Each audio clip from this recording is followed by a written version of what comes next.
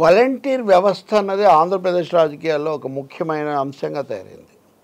ఈ వాలంటీర్ వ్యవస్థ వల్ల ప్రజలకు సమాచారం తెలియటము, అలాగే వాళ్ళకి కావాల్సినటువంటి నిత్య జీవిత అవసరాలు, ప్రభుత్వ పథకాలు ఇవన్నీ అందించటం ఇదంతా నిరంతరాయంగా వాళ్ళు చేస్తూ వచ్చారు. దాన్ని అందరూ హర్షించారు. దానివల్ల ఒక నెట్వర్క్ ఏర్పడింది. గ్రామ సచివాలయాలు ఇవి రెండు కూడా కలిసి. అయితే అదే సమయంలో వీళ్ళు అధికార పార్టీకి దగ్గరగా ఉన్నారు, వాళ్ళు చెప్పినట్టు చేస్తున్నారు, ఇలాంటి ఆరోపణలు కూడా రావటం.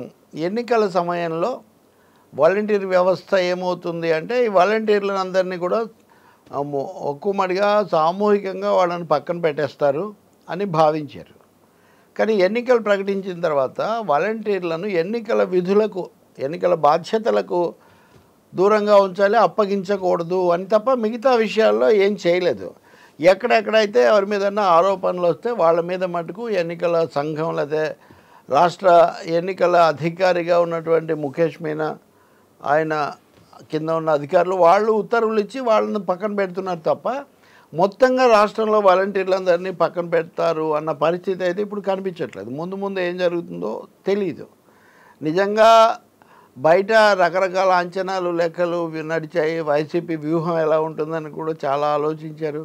కానీ తీరా ఇది నడుస్తూనే ఉంది. ఇలాంటి సమయంలో టీడీపీ, జనసేన వాలంటీర్ల పట్ల ఎలాంటి వైఖరి తీసుకోవాలి అనేది ఈ విషయంలో ఒక అస్పష్టత వచ్చింది. పవన్ కళ్యాణ్ కొంతకాలం కిందట తన వారాహి యాత్ర సందర్భంలో ఈ వాలంటీర్లు డేటా సేకరిస్తున్నారు, ఈ డేటాలో ఒంటరి మహిళలు, లేకపోతే అవివాహితులు, లేకపోతే భర్త లేని వాళ్ళు, ఇలాంటి వాళ్ళందరి వివరాలు, చిన్నపిల్లలు వీళ్ళు సేకరించడం వల్ల మహిళలు అపహరణకు గురవుతున్నారనే ఆరోపణ చేయటం అనేది పెద్ద దుమారం లేవనెత్తింది. అప్పుడు ఇప్పటికి కూడా ఆయన దాన్ని కొనసాగిస్తున్నారు. ఎక్కడైనా బాలికలో లేకపోతే మహిళలో అదృశ్యమైతే వాళ్ళకి రక్షణ కల్పించటము, అందుకు కారకునైన వాళ్ళని శిక్షించటం, అందులో సందేహమేం లేదు. కానీ దాన్ని వాలంటీర్లతో ముడిపెట్టి మాట్లాడడం వల్ల మాకు సేవ చేస్తున్నారే, వీళ్ళ మీద ఇలా అంటున్నారనే ఒక ఇది వచ్చింది ప్రశ్న. రెండవది, వాలంటీర్లలో కూడా మా మీద దాడి చేయటం ఏంటని వాళ్ళు వెళ్ళి కోర్టులో కేసు వేశారు. సరే, కేసులు వేయడము, రాజకీయంగా వైసీపీ విమర్శించటము, లేకపోతే ప్రత్యారోపణలు అది అలా ఉంచితే జీవితంలో, రాష్ట్ర ప్రజల జీవితంలోనూ, స్థానికంగాను, గ్రామాలు, వార్డుల్లోనూ ఒక అవిభాజ్య భాగంగా తయారైన వాలంటీర్లను పక్కన పెడితే ఏమవుతుందని, అంటే ఒక ఆఫీస్లో ఒక పత్రం తీసుకొని రావాలన్నా, లేకపోతే రేషనో ఇంకోటో తెచ్చుకోవాలన్నా, పెన్షన్ పొందాలన్నా, ఈ సహాయాలన్నీ వాళ్ళ ద్వారా జరుగుతూ అదొక నోడల్ పాయింట్గా తయారైనప్పుడు దాన్ని డిస్టర్బ్ చేస్తే నష్టం అనే అభిప్రాయం కూడా అధికార వ్యవస్థలోనూ రాజకీయ పార్టీల్లోనూ వచ్చింది. చంద్రబాబు నాయుడు కూడా తెలుగుదేశం అధినేత, మాజీ ముఖ్యమంత్రి, ఆయన కూడా నెమ్మదిగా నేను వాలంటీర్ల వ్యవస్థను కొనసాగిస్తానని ఆయన నిన్న కూడా చెప్పారు. వాలంటీర్లలో ఎవరైనా వైసీపీ ఏజెంట్లుగా ఉంటే వాళ్ళని వ్యతిరేకిస్తామే కానీ మేము వాలంటీర్లకు వ్యతిరేకం కాదు, వాలంటీర్లు ఉంటే మంచిది, ఆ వ్యవస్థను మరింత పటిష్టం చేస్తామని. జాతీయ స్థాయిలో కూడా కొంతమంది దీన్ని అధ్యయనం చేయాలి అన్నారు. తెలంగాణ ముఖ్యమంత్రి రేవంత్ రెడ్డి కూడా అనేక విషయాల్లో జగన్ ప్రభుత్వ పోకడలతో విభేదిస్తున్నప్పటికీ కూడా వాలంటీర్ వ్యవస్థ అనేది అయితే మంచిదే, దాన్ని అధ్యయనం చేయాలన్న పద్ధతిలో ఆయన కూడా మాట్లాడారు. అంటే నెమ్మదిగా ఇదొక నెట్వర్క్ లాగా, ఇదొక చైన్ లాగా, యూస్ఫుల్ చైన్ లాగా, పబ్లిక్ యూటిలిటీ చైన్ లాగా తయారైన పరిస్థితి. ఈ నేపథ్యంలో పవన్ కళ్యాణ్ ఏమో అంతకుముందు ఆయన చేసిన వ్యాఖ్యలు వాటిని మళ్ళీ పునరుద్ఘాటించటము, దాన్నే వైసీపీ వాళ్ళు పెద్దదిగా చెప్పడం, ఇదొక సమస్య అవుతుంది. తాజాగా చంద్రబాబు నాయుడు ఏమో ఎన్నికల సభల్లో నిన్న ఆయన కుప్పంలో కూడా మేము వాలంటీర్లను కొనసాగిస్తాము, వాళ్ళకి ఏమి ఇబ్బంది లేదని ఎందుకు చెప్తున్నారు అంటే, రేపు వైసీపీ యొక్క ఆలోచనల్లో కూడా గ్రామీణ స్థాయిలో ముఖ్యమైన లింక్ లాగా ప్రజలతో వాలంటీర్లు పనిచేస్తారు. అధికార అనధికార హోదాలు ఎలా ఉంటాయి, ఎన్నికల సంఘం ఏం చేస్తుందో ఎట్లా ఉన్నా అవసరమైతే వాళ్ళందరినీ వైసీపీ సహాయకులుగా, వాళ్ళు ఎలా గృహ సహాయకులు, గృహ సారథులు ఇలా పెట్టారు కదా, వాళ్ళని ఉపయోగించుకోవాలని ఆ పార్టీ వ్యూహం వేస్తుంటే, సరిగ్గా వాళ్ళని కనుక ప్రతిపక్షంలో ఉన్న జనసేన, తెలుగుదేశం వాళ్ళని ప్రత్యర్థులుగా, శత్రువులుగా చేసుకుంటే నష్టము మనకు లాభం కంటేనే ఒక అంచనాకు వచ్చారు. కాబట్టి చంద్రబాబు ఇలా చెప్తూ వస్తున్నారు. ఇలా చెప్తున్నప్పుడు ఇక్కడ శ్రీకాళహస్తిలో మాజీ మంత్రి, ఇదివరకు ఆయన బొజ్జల గోపాలకృష్ణ రెడ్డి, ఆయన కుమారుడు బొజ్జల సుధీర్ రెడ్డి, అతను వాలంటీర్ల మీద అనేక తీవ్రమైన ఆరోపణలు చేశారు. చేయగానే వీటిని అధికార పక్షం చూసారా, మేము వాలంటీర్లకు వ్యతిరేకం కాదు కొనసాగిస్తామని చెప్తున్నప్పటికీ తెలుగుదేశం నాయకులు ఇలా మాట్లాడుతున్నారని అక్కడక్కడ వచ్చిన ఈ ప్రకటనలను వాళ్ళు ప్రముఖంగా చూపిస్తున్నారు. వాలంటీర్లను వ్యతిరేకం చేసుకోవడం చాలా నష్టం అనేది తెలుగుదేశం కూడా గుర్తించినట్టే కనిపిస్తుంది ఇప్పుడు.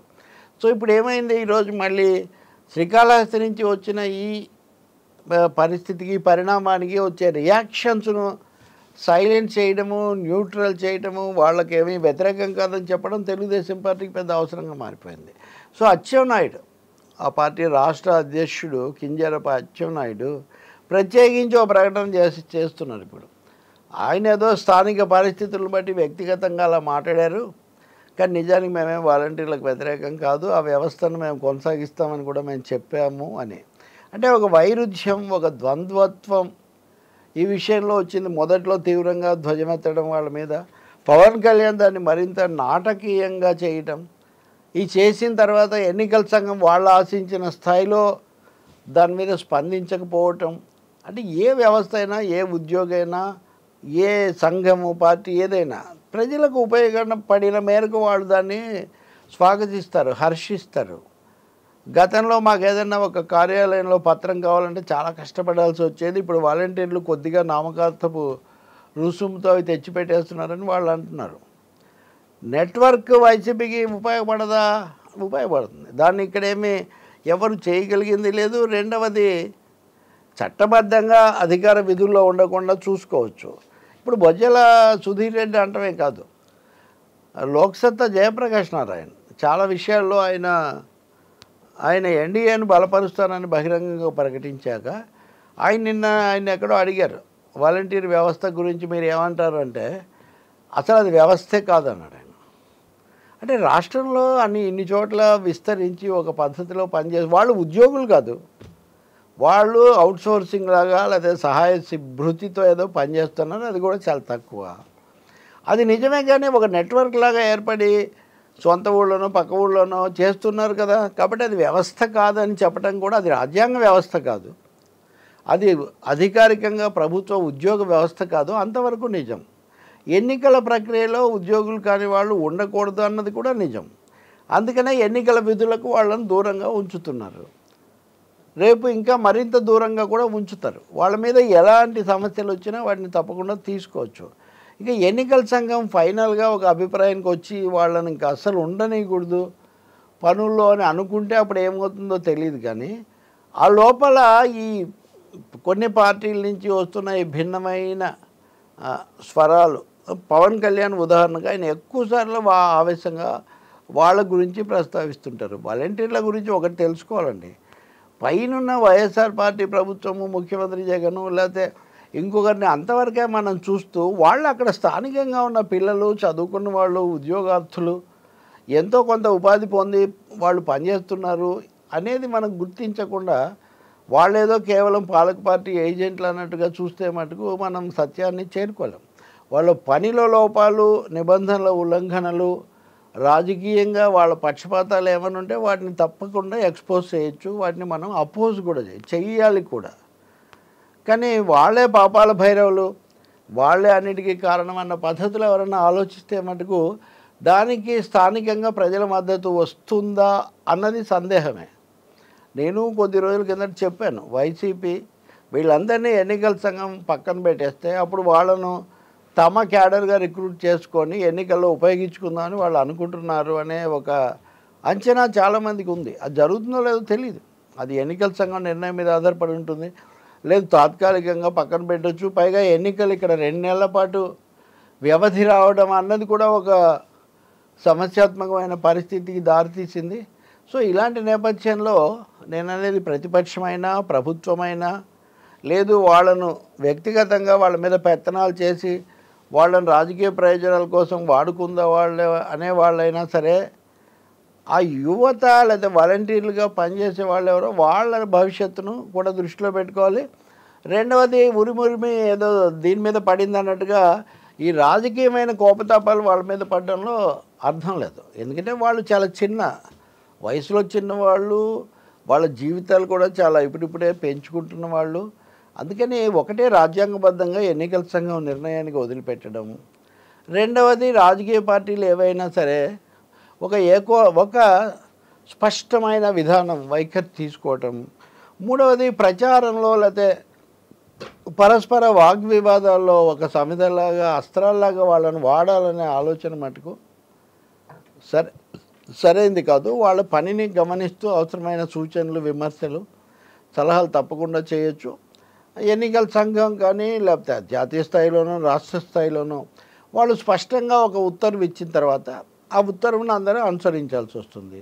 వాళ్ళు రాజకీయంగా మటుకు ఏ పార్టీకి లోబడిపోవటం అనేది అనుమతించకూడదు. ఇలా కొన్ని మార్గదర్శకాలు పెట్టుకోవచ్చు, కానీ అసలు ఆ వ్యవస్థ మీదే, ఆ వ్యవస్థ పట్లనే ఒక విధమైన వ్యతిరేకత ప్రదర్శిస్తే మటుకు అది throwing baby along with water అంటారు. పురిటి నీళ్ళతో పాటు బిడ్డను కూడా పడేసిన చందం అవుతుంది. అది వాంఛనీయం కాదు. వాంఛనీయమే కాదు, అది చెల్లుబాటు కూడా కాదు. ఇంకా పార్టీలకు అది వ్యతిరేకతను కూడా తెచ్చిపెడుతుంది. ఒక సహేతుకమైన, సమగ్రమైన, స్పష్టమైన విధానం అవసరం.